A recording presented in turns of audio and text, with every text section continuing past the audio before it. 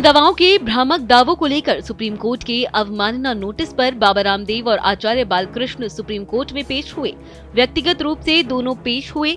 Supreme court ने कहा, आप कानून से ऊपर नहीं, आपने क्या किया है आपको अंदाजा नहीं। मामले की अगली सुनवाई 10 अप्रैल को होगी। उस दिन भी दोनों को व्यक्तिगत रूप से पेश होना होगा।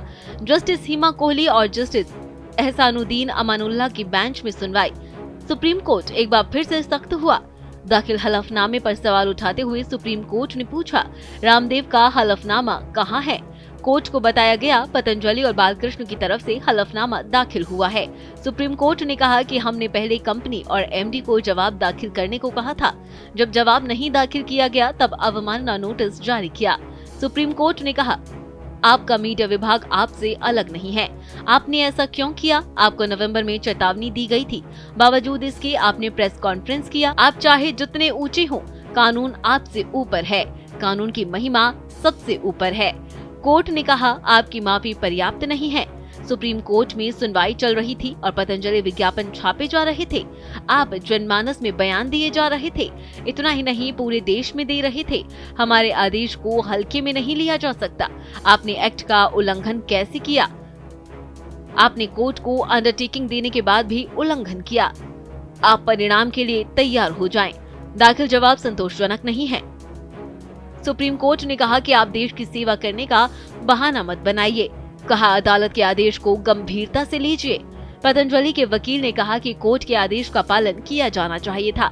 हम व्यक्तिगत रूप से माफी मांगते हैं। कोर्ट ने कहा, कोर्ट के आदेश को आप जंप नहीं कर सकते, किसी भी कोर्ट के आदेश को। सुप्रीम कोर्ट ने कहा कि सुप्रीम कोर्ट हो या देश की कोई भी अदालत, आदेश का पालन होना ही चाहिए। रामदेव के वकील ने जवाब देते हुए कहा कि भविष्य में ऐसा नहीं होगा।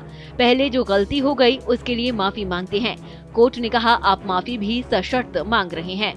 सुप्रीम कोर्ट ने कहा कि हम अवमानना की कार्यवाही करेंगे, माफी स्वीकार नहीं।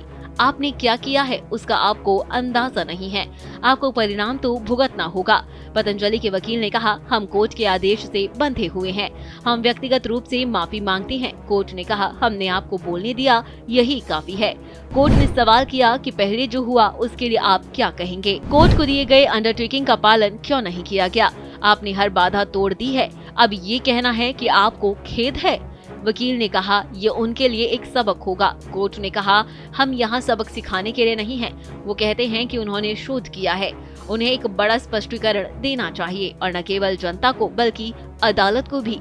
केंद्र के लिए पेश एसडी ने कहा कि ऐसा नहीं होना चाहिए था। कोर्ट के आदेश का पालन करना चाहिए था। केंद्र ने कहा, हम विस्तृत हलफनामा दाखिल करेंगे। सुप्रीम कोर्ट ने सरकार से पूछा, कोविड का समय सबसे ज्यादा कठिन था। उस समय इलाज का दावा किया गया, उसको लेकर सरकार ने क्या किया है?